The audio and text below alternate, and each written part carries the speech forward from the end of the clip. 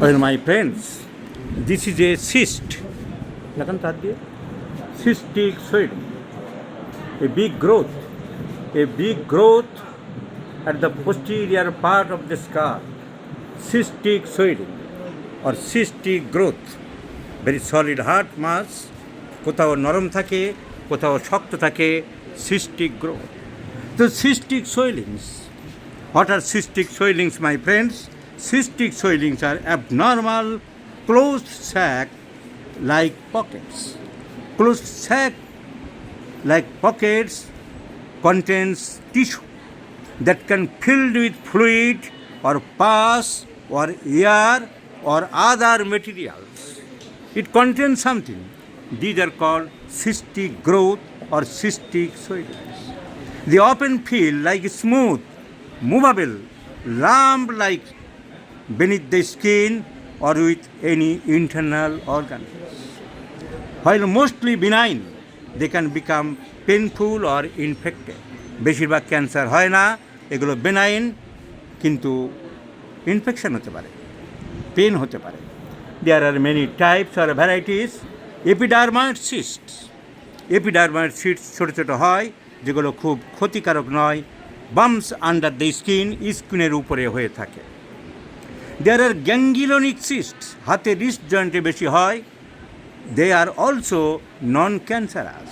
They are non-cancerous lumps that develop along the tendons or joints, commonly over the wrist joint. There are sebaceous cysts. Sebaceous cysts are the true cysts originating from oil of this gland, which is called sebum, often found of the face, neck, or other parts of the body. So this is a sebaceous gland of the gentle lady. কিন্তু হোমিওপ্যাথিতে কী চিকিৎসা হবে? It is purely surgical case. এত বড় মোটা আমি ভদ্রলোককে বুঝিয়ে বললাম ওনার হাজব্যান্ডকে, যেটা এর ভিতরে যে মেটেরিয়াল আছে, যে সাবস্টেন্স জমা আছে, সেটা যাবে কোথায়?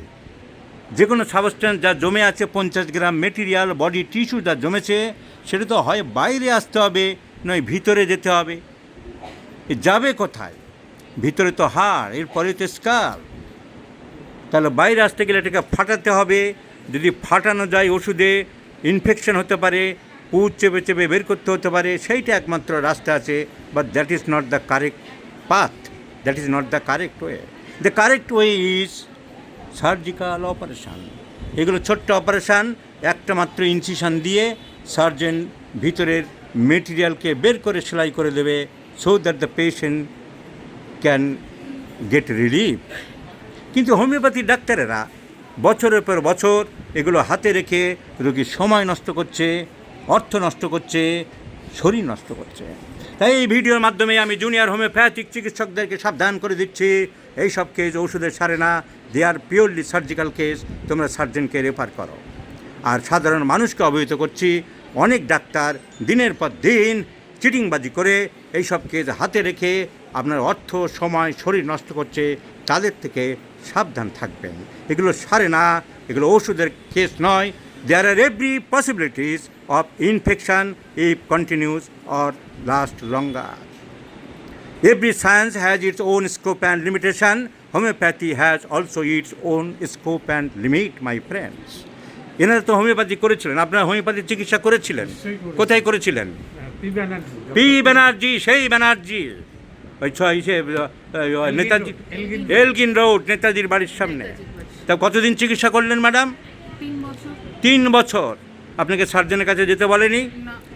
যে didn't refer the case to the surgeon, it is বলছে কিওর হয়ে যাবে। ওনাদের প্রেসক্রিপশানগুলো দেখান তো। ওনাদের প্রেসক্রিপশান দেখলাম, large number of prescriptions, my friends.